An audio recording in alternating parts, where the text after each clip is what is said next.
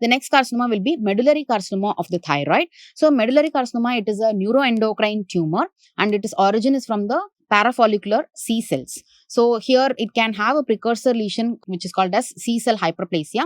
So in MEN syndrome, when medullary carcinoma thyroid is associated, you usually get this C cell hyperplasia. So medullary carcinoma thyroid is associated with MEN2 syndrome, both MEN2A and MEN2B. And when it is associated with MEN2B, it is going to be much more aggressive. Okay.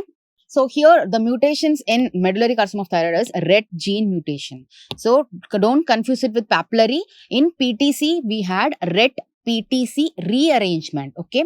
RET PTC rearrangement is different from that of mutation. So mutation of RET is seen in medullary carcinoma of thyroid, while RET PTC rearrangement is seen in PTC or papillary thyroid carcinoma. Okay.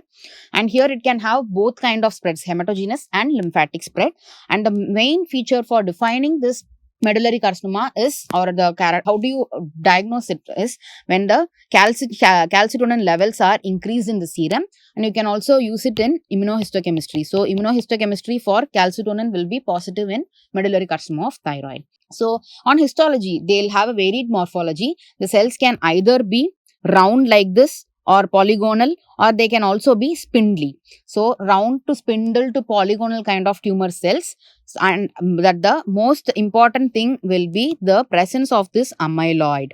Okay, this is one of the carcinomas which is associated with amyloid formation. So extracellular pinkish amorphous material, all of these islands of amyloid will be seen, and this amyloid is going to be composed of ACAL, which is calcitonin. So ACAL is calcitonin, which is the amyloid which is seen here.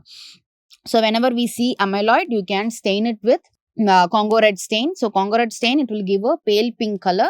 But when you put it on polar microscopy, so you can polarize light, you can see it as a apple green birefringence. So all of this is the apple green birefringence of the amyloid.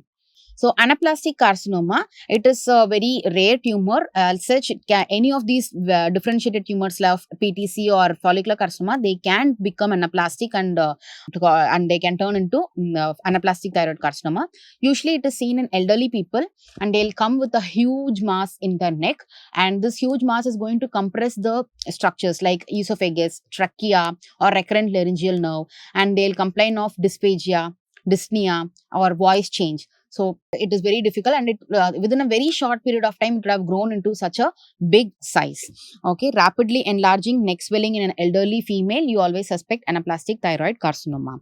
So microscopically, it will have large areas of hemorrhage and necrosis along with very bizarre pleomorphic anaplastic cells. And here the mutations associated will be TP53 and third promoter mutations. And as the name suggests, it is anaplastic. It is going to have a very poor prognosis.